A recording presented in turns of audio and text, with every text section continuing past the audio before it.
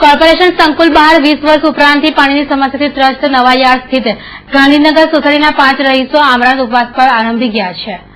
નવાયાર્ડ વિસ્તારમાં આવેલ ગાંધીનગર સોસાયટીમાં છેલ્લા 20 વર્ષ ઉપરાંતથી પાણીની સમસ્યાથી ત્રસ્ત રહીશોએ વિવિધ સ્તરે અને નેતાઓને રજૂઆત કર્યા બાદ પણ નિરાકરણ નહીં આવતા રોષે ભરાયેલા રહીશોએ કોર્પોરેશન સંકુલ બહાર ધરણા કર્યા હતા, જ્યારે એક મહિલા સહિત 5 રહીશોએ આમરણ ઉપવાસ આંદોલનનું સત્ર ઉગામ્યું છે। નવાયાર્ડ વિસ્તારમાં જે ગાંધીનગર સોસાયટી છે ત્યાંથી આવ્યા છે। 40 વર્ષ જૂની એ સોસાયટી છે। 22 વર્ષથી અમે આવેદનપત્ર આપ્યા છે પાણી માટે કે અમારે ત્યાં પાણી નથી આવતું, લાઈન નથી નંખાતી, તો તમે પાણીનું પ્રેશર આપો, પાણી લાઈન નાખો પહેલા તો એ લોકો કોઈ સાંભળતા નથી। અમે ધારાસભ્યની ગ્રાન્ટમાંથી મંજૂર પણ કરાવી છે, એમના સૂચનો પણ લઈ આવ્યા હતા, પણ કોર્પોરેશન અધિકારીઓએ એમાં પાણી રેડી દીધું છે। બધી અરજીઓ અમારી કચરાપેટીમાં નાખી દીધી છે।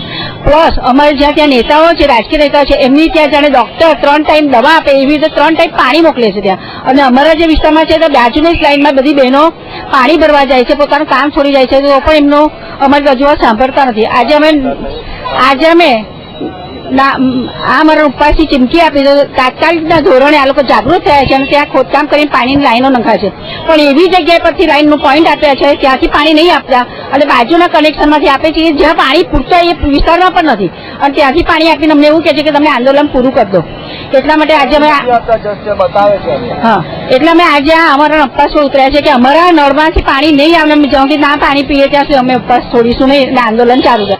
ગાંધીનગર નવાયાર્ડમાં રહીશોના ઉપવાસ આંદોલન મુદ્દે સ્થાનિક કાઉન્સિલર પુષ્પાબેન વાઘેલાએ કામગીરી ચાલતી હોવાની વાત કહી છે। કોઈ ધારાસભ્યએ આ ત્યાં કામ કર્યું હોય એવું મને લાગતું નથી।